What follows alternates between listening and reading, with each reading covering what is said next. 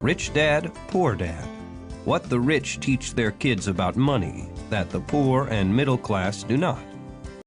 Chapter 1. Lesson 1. The rich don't work for money.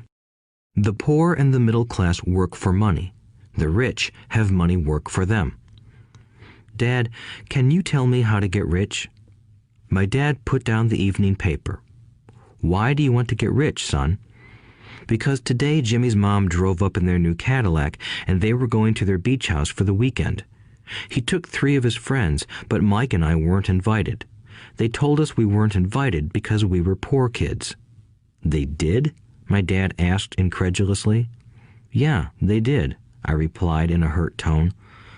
My dad silently shook his head, pushed his glasses up the bridge of his nose, and went back to reading the paper. I stood waiting for an answer. The year was 1956. I was 9 years old. By some twist of fate, I attended the same public school where the rich people sent their kids. We were primarily a sugar plantation town. The managers of the plantation and the other affluent people, such as doctors, business owners, and bankers, sent their children to this elementary school. After grade 6, their children were generally sent off to private schools. Because my family lived on one side of the street, I went to this school. Had I lived on the other side of the street, I would have gone to a different school with kids from families more like mine. After grade 6, these kids and I would go on to the public intermediate and high school. There was no private school for them or for me. My dad finally put down the paper. I could tell he was thinking. Well, son, he began slowly, if you want to be rich, you have to learn to make money. How do I make money? I asked. Well, use your head, son, he said, smiling. Even then, I knew that really meant, that's all I'm going to tell you, or, I don't know the answer, so don't embarrass me. A partnership is formed. The next morning, I told my best friend, Mike, what my dad had said. As best as I could tell, Mike and I were the only poor kids in this school. Mike was also in this school by a twist of fate. Someone had drawn a jog in the line for the school district, and we wound up in school with the rich kids. We weren't really poor, but we felt as if we were because all the other boys had new baseball gloves, new bicycles, new everything. Mom and Dad provided us with the basics, like food and shelter and clothes. But that was about it. My dad used to say, if you want something, work for it. We wanted things, but there was not much work available for 9-year-old boys. So what do we do to make money? Mike asked. I don't know, I said, but do you want to be my partner? He agreed, and so on that Saturday morning, Mike became my first business partner. We spent all morning coming up with ideas on how to make money. Occasionally, we talked about all the cool guys at Jimmy's beach house having fun. It hurt a little, but that hurt was good because it inspired us to keep thinking of a way to make money. Finally, that afternoon, a bolt of lightning struck. It was an idea Mike got from a science book he had read. Excitedly, we shook hands, and the partnership now had a business. For the next several weeks, Mike and I ran around our neighborhood, knocking on doors and asking our neighbors if they would save their toothpaste tubes for us. With puzzled looks, most adults consented with a smile. Some asked us what we were doing, to which we replied, "We can't tell you. It's a business secret." My mom grew distressed as the weeks wore on. We had selected a site next to her washing machine as the place we would stockpile our raw materials. In a brown cardboard box that at one time held ketchup bottles, our little pile of used toothpaste tubes began to grow. Finally, my mom put her foot down. The sight of her neighbor's messy, crumpled, used toothpaste tubes had gotten to her. "What are you boys doing?" she asked. "And I don't want to hear again that it's a business secret. Do something with this mess or I'm going to throw it out." Mike and I pleaded and begged, explaining that we would soon have enough and then we would begin production. We informed her that we were waiting on a couple of neighbors to finish their toothpaste so we could have their tubes. Mom granted us a 1-week extension. The date to begin production was moved up, and the pressure was on. My first partnership was already being threatened with an eviction notice by my own mom. It became Mike's job to tell the neighbors to quickly use up their toothpaste, saying their dentist wanted them to brush more often anyway. I began to put together the production line. One day, my dad drove up with a friend to see 2 9-year-old boys in the driveway with a production line operating at full speed. There was fine white powder everywhere. On a long table were small milk cartons from school, and our family's hibachi grill was glowing with red-hot coals at maximum heat. Dad walked up cautiously, having to park the car at the base of the driveway since the production line blocked the carport. As he and his friend got closer, they saw a steel pot sitting on top of the coals in which the toothpaste tubes were being melted down. In those days, toothpaste did not come in plastic tubes. The tubes were made of lead, so once the paint was burned off, the tubes were dropped in the small steel pot. They melted until they became liquid, and with my mom's pot holders, we poured the lead through a small hole in the top of the milk cartons. The milk cartons were filled with plaster of Paris. White powder was everywhere.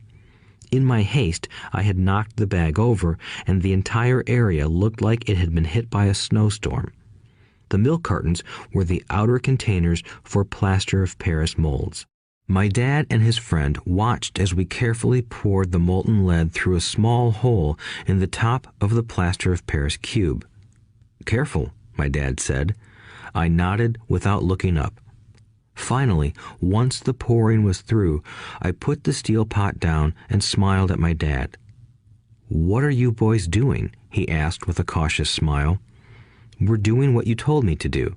We're going to be rich," I said. "Yup," said Mike, grinning and nodding his head. "We're partners." "And what is in those plaster molds?" my dad asked. "Watch," I said. "This should be a good batch." With a small hammer, I tapped at the seal that divided the cube in half. Cautiously, I pulled up the top half of the plaster mold, and a lead nickel fell out. "Oh my God," my dad said, "you're casting nickels out of lead." "That's right," Mike said. "We're doing as you told us to do. We're making money." My dad's friend turned and burst into laughter. My dad smiled and shook his head. Along with a fire and a box of spent toothpaste tubes, in front of him were 2 little boys covered with white dust, smiling from ear to ear. He asked us to put everything down and sit with him on the front step of our house. With a smile, he gently explained what the word counterfeiting meant. Our dreams were dashed. "You mean this is illegal?" asked Mike in a quivering voice. "Let them go," my dad's friend said. "They might be developing a natural talent." My dad glared at him. "Yes, it is illegal," my dad said gently, "but you boys have shown great creativity and original thought. Keep going. I'm really proud of you." Disappointed, Mike and I sat in silence for about 20 minutes before we began cleaning up our mess. The business was over on opening day. Sweeping the powder up, I looked at Mike and said, "I guess Jimmy and his friends are right. We are poor." My father was just leaving as I said that. "Boys," he said, "you're only poor if you give up. The most important thing is that you did something. Most people only talk and dream of getting rich. You've done something. I'm very proud of the 2 of you. I will say it again. Keep going. Don't quit." Mike and I stood there in silence. They were nice words, but we still did not know what to do. "So how come you're not rich, Dad?" I asked. "Because I chose to be a school teacher. School teachers really don't think about being rich. We just like to teach. I wish I could help you, but I really don't know how to make money." Mike and I turned and continued our cleanup. "I know," said my dad. "If you boys want to learn how to be rich, don't ask me. Talk to your dad, Mike." "My dad?" asked Mike with a scrunched-up face. "Yeah, your dad," repeated my dad with a smile. "Your dad and I have the same banker, and he raves about your father. He's told me several times that your father is brilliant when it comes to making money." "My dad?" Mike asked again in disbelief. "Then how come we don't have a nice car and a nice house like the rich kids at school?" "A nice car and a nice house don't necessarily mean you're rich or you know how to make money," my dad replied. "Jimmy's dad works for the sugar plantation. He's not much different from me. He works for a company and I work for the government. The company buys the car for him. The sugar company is in financial trouble, and Jimmy's dad may soon have nothing. Your dad is different, Mike. He seems to be building an empire, and I suspect in a few years he will be a very rich man." With that, Mike and I got excited again. With new vigor, we began cleaning up the mess caused by our now defunct first business. As we were cleaning, we made plans for how and when to talk to Mike's dad.